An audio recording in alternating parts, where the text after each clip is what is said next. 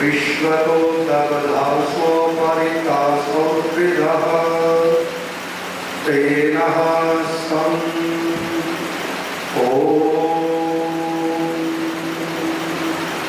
स्वस्ति। आप सभी बड़ा सुंदर मुझसे पूर्व जिनका उद्बोधन सुन रहे थे, ऐसी दोनों मातृशक्ति को मैं नमन करता हूँ। हमारे आर्य समाज के सभी यशस्वी अधिकारीगण, आज के हमारे यज्ञ के क्रोधा यजमान दंपति, मेरे समक्ष बैठी हुई मातृशक्ति बुजुर्गजन, नौजवान साथी और छोटे से कर्णधार बालक, बहुत सुंदर चिंतन आप प्रतिदिन हमारे ब्रह्मकुंभ में कर रहे हैं। मैं रोज एक नवीन विषय से आपको जोड़ता हूँ कि नहीं? और एक बात बताओ, आनंद आ रहा है कि नहीं आ रहा है? और वो आनंद मेरे द्वारा नहीं आ रहा, मुझे भी वो आनंद गुरु ने दिया, लेकिन वो गुरु के द्वारा नहीं आ रहा, वो आनंद ईश्वर के द्वारा। जब ईश्वर की विशेष कृपा हमारे ऊपर होती है तो ऐसे लोग तर जाते हैं। क्या कर जाते हैं जी? तर जाते हैं। और तरने के लिए किसी ना किसी की तो आवश्यकता पड़ती ही नहीं पड़ती। और वो नाव कौन सी है? तो आइए, जिन वेदों की आहुति यदि आप मेरे ब्रह्मत्व में दे रहे थे, मैं उन वेद की ऋचाओं रूपी नाव से अपने यजमानों को, आप सभी यात्रिकों को जोड़ना चाहूंगा। देखिए, एक शब्द आता है तीर्थ। क्या शब्द आता है जी? तीर्थ आता है। हम सब ने तीर्थ को क्या माना? कि जो मीनार खड़ी हो, जो घूमने का बहुत अच्छा स्थल हो, और जहां जाकर के थोड़े फल फूल कंद चढ़ाया है और थोड़ा दान भिक्षा करिया है, उसका नाम क्या है? तीर्थ। लेकिन हम समझ नहीं पाए वेद के ज्ञान के अभाव में, हम समझ भी ना पाए विद्वानों के ज्ञान के अभाव में, हम समझ नहीं पाए अपनी सुसंस्कृत वेद विद्याओं के अभाव में कि तीर्थ का मतलब कहीं घूमना नहीं है, कहीं चढ़ावा चढ़ाना नहीं है, कहीं माथा पटकना नहीं है, कहीं दम पे लोट करके उसका आराधन करना नहीं है। तीर्थ का तो बहुत बड़ा विस्तार है, बहुत बड़ा अर्थ है। वो कौन सा अर्थ है? तो थोड़ा सा चिंतन करना। मेरे ऋषि दयानंद लिखते हैं तीर्थ की व्याख्या कि जिन गुणों के द्वारा, जिन विद्याओं के द्वारा, जिन संस्कारों के द्वारा, जिन आचरण के द्वारा, जिन सुकृत्यों के द्वारा और जिन आदतों के द्वारा जना यस्मिन तरंति सहा तीर्थानि, जिनसे लोग तर जाते हैं, उसका नाम क्या है? बोलो जी, तीर्थ है। समझ में आ गया कि जिससे तरा जाए।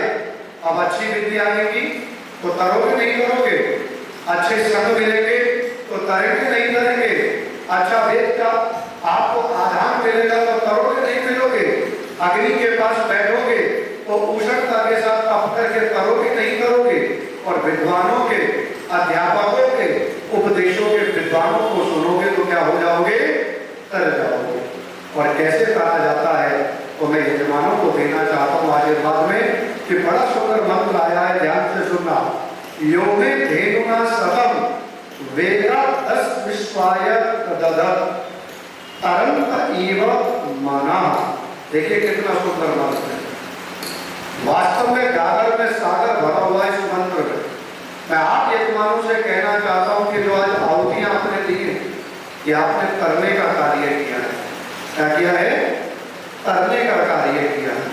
एक तो होता है कि जिसे पता ही नहीं है कि नाव में या समुद्र में, नदी में या जल में उतर करके पार कैसे जाया जाता है, लेकिन एक ऐसा आध्यात्मिक चिंतक होता है जो जानता है कि जितना तेरा स्वाध्याय प्रबल होगा, जितना तेरे अंदर गुण होंगे, जितने स्त्री और पुरुष के अंदर गुणों का समावेशन होगा, वो अपने सुकृत से अपने आप को तराने वाले बन जाएंगे। मेरा वेद कहता है, क्या कहता है कि योगः धेनुना सतम वेद, अर्थात जो मनुष्य सैकड़ों बार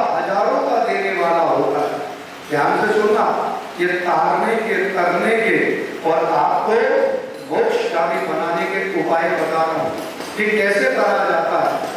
अच्छे वस्त्र धारण करके तरा, बोलो जी, नहीं जाता। हाथों में आभूषण, सुंदर घड़ी पहन करके तरा नहीं जाता।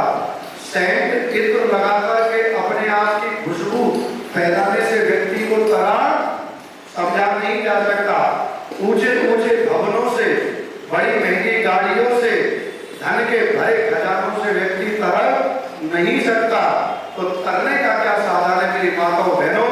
निवेदन करना चाहता हूं, मेरा वेद कह रहा है कि योगा धेनुना सतम वेद असत्यना तदर, अर्थात जो मनुष्य सैकड़ों व हजारों का दान करने वाला होता है, सुपात्र को देने वाला होता है, यज्ञ में लगाने वाला होता है, आर्य समाज को देने वाला होता है, विद्वानों की सेवा में लगाता है, जो गुरुकुलीय वेद विद्या के लिए देता है, ऐसा ही व्यक्ति क्या करता है कि बोलो तरता है। एक बात हो गई, तरने का समाधान आ गया।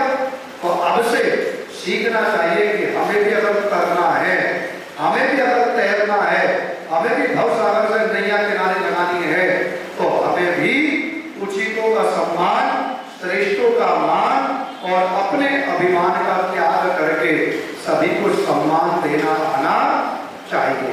दूसरी बात, फिर भक्त भगवान से पूछता है कि भगवान ये तो मैं जान गया कि यह आदर जो देता है वो तरता है, लेकिन दूसरा रास्ता और बता दो। तो दूसरा रास्ता क्या है मेरी माताओं? तो वेद भगवान कहते हैं, ध्यान से चिंतन करना कि यो तरंत इव महना सतम वेद, अर्थात धेनुना, जो दूध देने वाली गायों की रक्षा करते हैं, पालन करते हैं, उनको समय को धोते हैं और उनके अमृत का पान करते हैं, उन गौ माता की सेवा से वो जन, वो गृहस्थी तरते चले जाते हैं। आज गाय की जगह क्या आ गया जी? बोलो, कुत्ते आ गए। पहले लिखा जाता था द्वार के बाहर, अतिथि देवो भव। समय ने करवट ली, सब लिखने लगे कि वेलकम या सुस्वागतम आ गया, और फिर करवट बदली समय ने, और अब क्या आ गया कि इस घर में कुत्ते रहते हैं, सावधान। बताओ, घर व्यक्ति होगा और अपने आप को क्या कहलवा रहे हो अपने से? इस घर में पहले कहते थे विद्वान रहते हैं, याचिक रहते हैं, अतिथि रहते हैं, सेवक रहते हैं।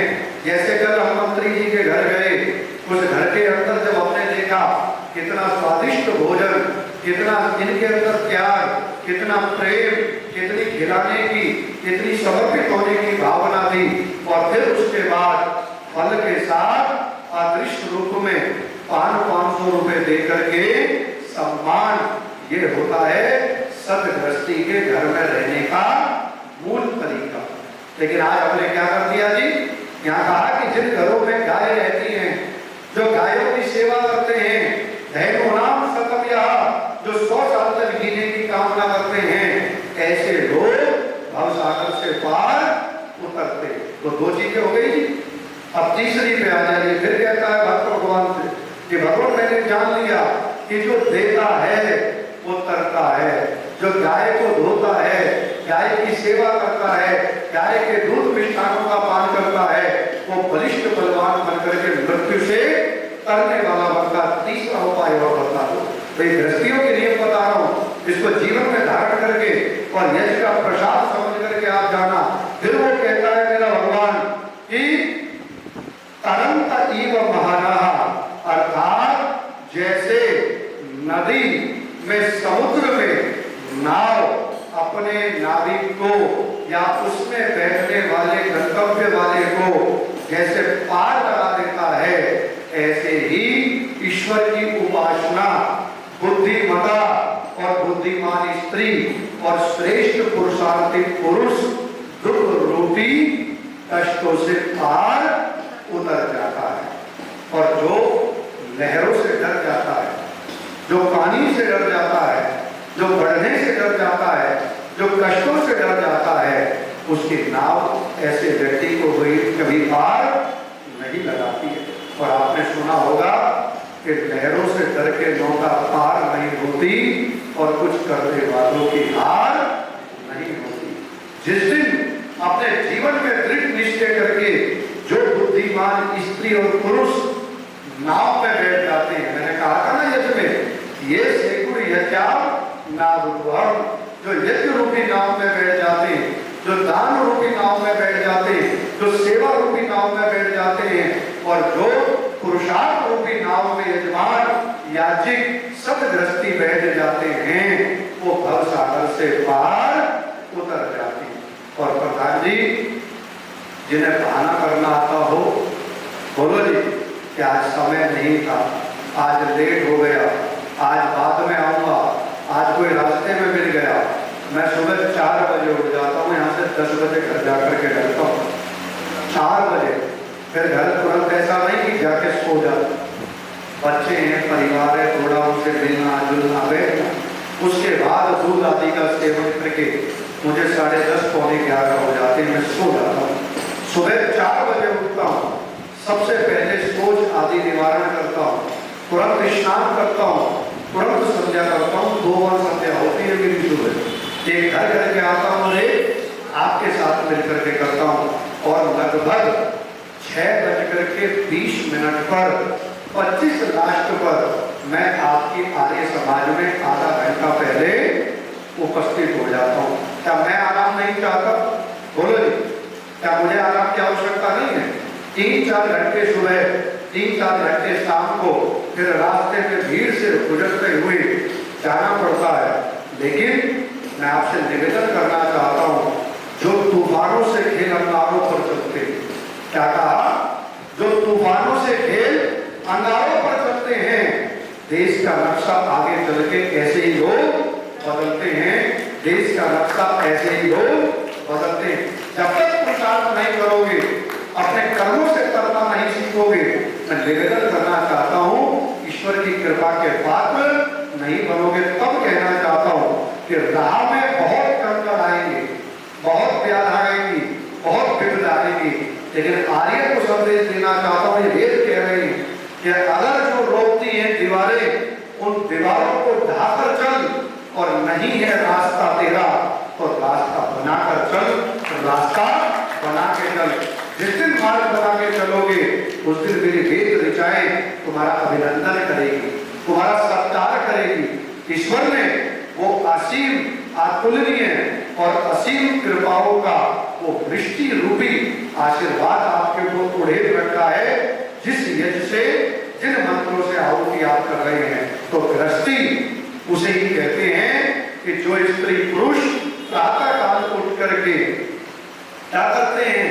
जो दान देने की प्रवृत्ति रखते हैं, क्या करते हैं? जो गाय आदि की सेवा करते हैं, उससे अमृत का पान करते हैं, जो विद्वानों के सन्मार्ग पर चलते हैं, जो यज्ञ करते हैं, और जिन पति पत्नी में परस्पर एक दूसरे की आज्ञा की सहमति होती है, जो बात नहीं काटते, ते जना करंति इव महना, ऐसे ही बुद्धिमान स्त्री और पुरुष दुख रूपी सागर को पार करके वो भव सागर से पार उतरते चले जाते हैं। तो आज आपसे ब्रह्मा होने के नाते, आचार्य होने के नाते दक्षिणा में यही चाहूंगा कि हम भी समय का सदुपयोग करें, हम भी तरने का प्रयत्न करें, और हम भी आर्य समाज के साथ चलें, क्योंकि तारने का, भव सागर से पार लगाने का अगर कोई सबसे बड़ा साधन, सबसे बड़ी मौका है, तो क्या है? आर्य समाज है, वैदिक धर्म है, ईश्वर है और वेद मार्ग है। और जो यज्ञ रूपी नाव पे बैठ जाते हैं, वे लोग भव सागर से पार उतर जाते हैं, अमृत को प्राप्त करके चले जाते हैं।